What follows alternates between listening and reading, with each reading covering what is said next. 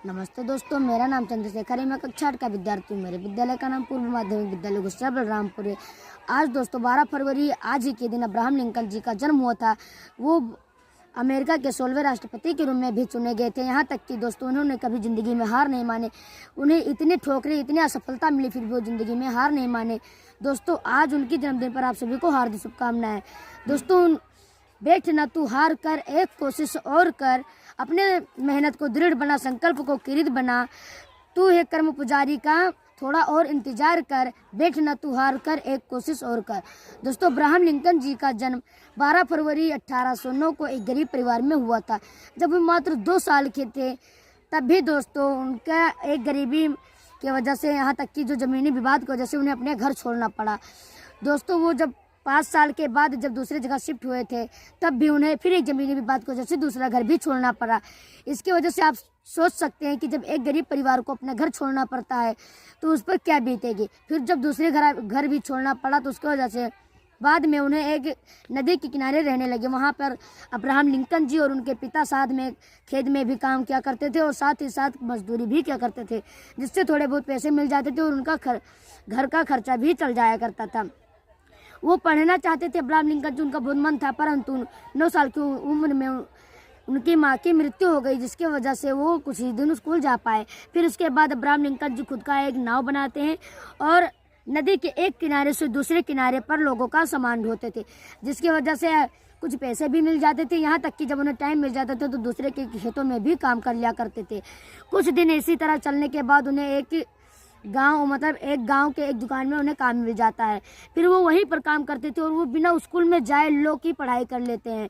फिर वो धीरे धीरे जब उन्हें एक गांव में पोस्ट मास्टर की नौकरी मिल जाती है तो कुछ साल लोगों की परेशानियां देखने के बाद वो राजनीति में आने की सोचते हैं और जब विधायक का चुनाव लड़ते हैं उसमें भी हार जाते हैं।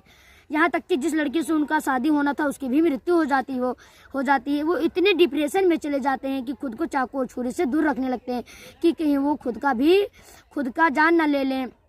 फिर एक बार अपने दोस्त के मदद से वो विधायक का चुनाव लड़ते हैं और जीत जाते हैं और साथ ही साथ जो उन्होंने लॉ की पढ़ाई की थी उसके माध्यम से वो लोगों का फ्री में केस भी लड़ते हैं।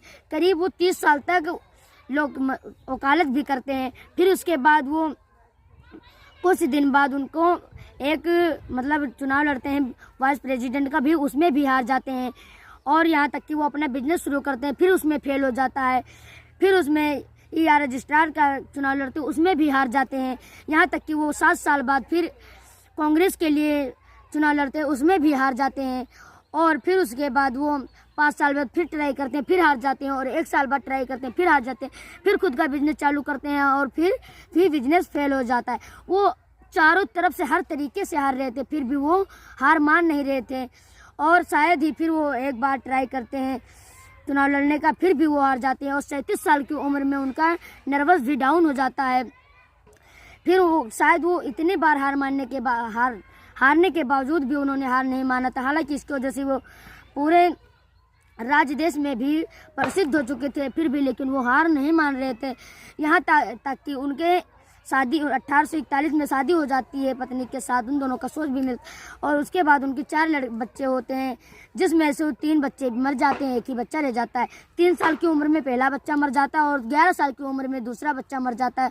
साथ ही साथ 18 साल की उम्र में तीसरे बच्चे की भी मृत्यु हो जाती है और चौथा बच्चा वो हर तरीके से आ रहे थे, डिप्रेशन में चले जाते हैं।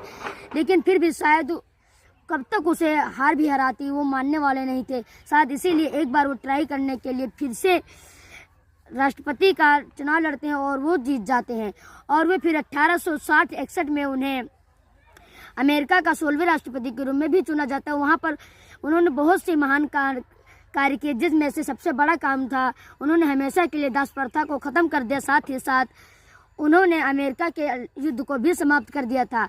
फिर उसके बाद जब वे 14 अप्रैल 1865 को एक अपनी पत्नी के साथ एक जगह नाटक देखने जाते हैं, जिसमें एक अभिनेता वहां पर उनको गोली मार देता है, जिसकी वजह से 15 अप्रैल 1865 को उनकी मृत्यु हो जाती है।